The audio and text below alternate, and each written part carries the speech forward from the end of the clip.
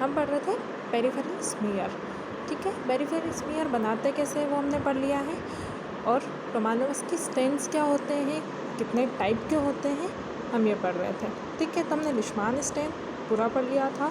ठीक है, लिशमान stand solution कैसे बनाते हैं, जिमसा स्टेन सॉल्यूशन क्या होता है, कैसे बनता है।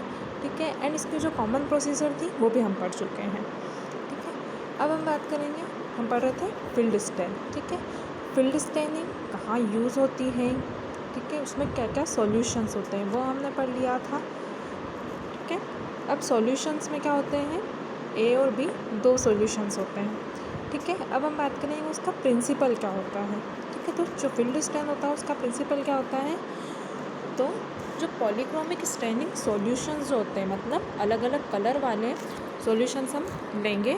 ठीक है, जिसमें स्टेनिंग सॉल्यूशंस में आएगा राइट स्टेन आएगा, लिशमान, जिमसा, फील्ड, ये सारे क्या होते हैं, स्टेनिंग सॉल्यूशन होते हैं, जिनमें क्या होते हैं, अलग अलग सॉल्यूशन होते हैं जो अलग अलग कलर में प्रेजेंट होते हैं। ठीक है, जिसमें क्या होता है, methylene blue and eosin present होता है। ठीक है, अब ये क्या होता है, एक डाई जो होती है वो क्या होती है, बेसिक होती है नेचर में। ठीक है, इसका नेचर क्या होता है, बेसिक या अल्कलाइन जिसको हम बोलते हैं। ठीक है, और एक होती है इओसिन जो कि एसिडिक डाई होती है। ठीक है, जो क्या होती है, एसिडिक नेचर शो करती है।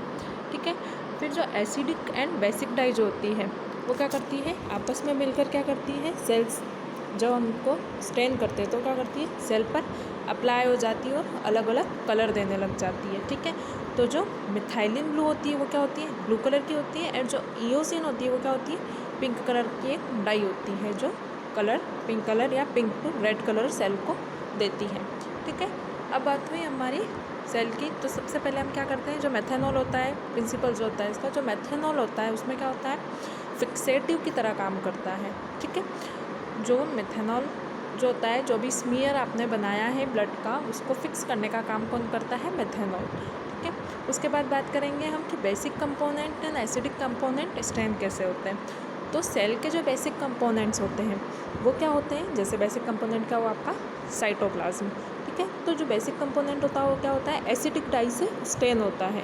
ठीक है, एसिडिक डाई का कलर ले लेता है। ठीक है, जिसको हम क्या बोलेंगे, एसिडिक है, एसिडिक डाई से हमने क्या किया, उसको स्टेन किया है, तो क्या बोलेंगे, एसिडोफिलिक। ठीक है, या इओसिनोफिलिक, क्योंकि हमने इओसिन जो स्टेन है उसका यूज़ किया है उसको स्टेन करने के लिए, तो हम सेल को क्या बोलेंगे, कंपोनेंट को इओसिनोफिलिक या एसिडोफिलिक।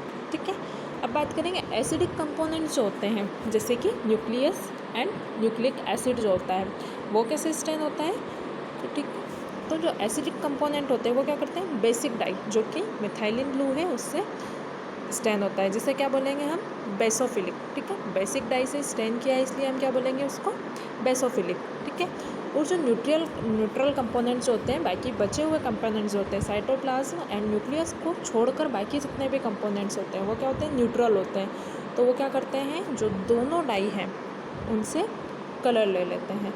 ठीक है, तो अब बात करेंगे इसकी प्रोसीजर क्या होती है।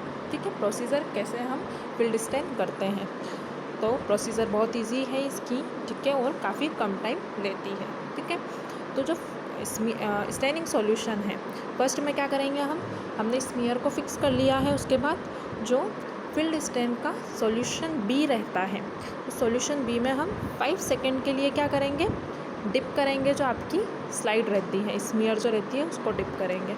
ठीक है, उसको 5 सेकेंड के लिए उसमें छोड़ देंगे। ठीक है, या 1 to 2 टाइम डिप करके उसको निकाल लेंगे। ठीक है, उसके बाद क्या करेंगे, टैप वाटर से वॉश करेंगे। ठीक है, एंड देन वॉश करने के बाद क्या करेंगे, उसको जो सॉल्यूशन बी है, सॉल्यूशन ए जो रहता है आपका, ठीक है, फील्ड स्टेन का सॉल्यूशन ए जो रहता है उसमें 5 सेकेंड के लिए वापस से डिप करेंगे। ठीक है, एंड उसको छोड़ देंगे। उसके बाद उसको वापस निकाल कर टैप वाटर से वॉश करना है पूरी तरह से, जो स्टेन है उसको अच्छे से वॉश करना है। वॉश करने के बाद क्या करेंगे, उसको रैक में रख देंगे ताकि वो ड्राई हो जाए। ठीक है, जब आपकी स्मीयर जो है, स्टेनिंग जो अपनी स्लाइड है आपकी, वो ड्राई हो जाए, उसके बाद क्या करना है, एग्जामिन करना होता है। ऑयल इमर्शन जो ऑब्जेक्टिव होते हैं उसमें एग्जामिन करते हैं, सेल काउंटिंग करते हैं। Thank you.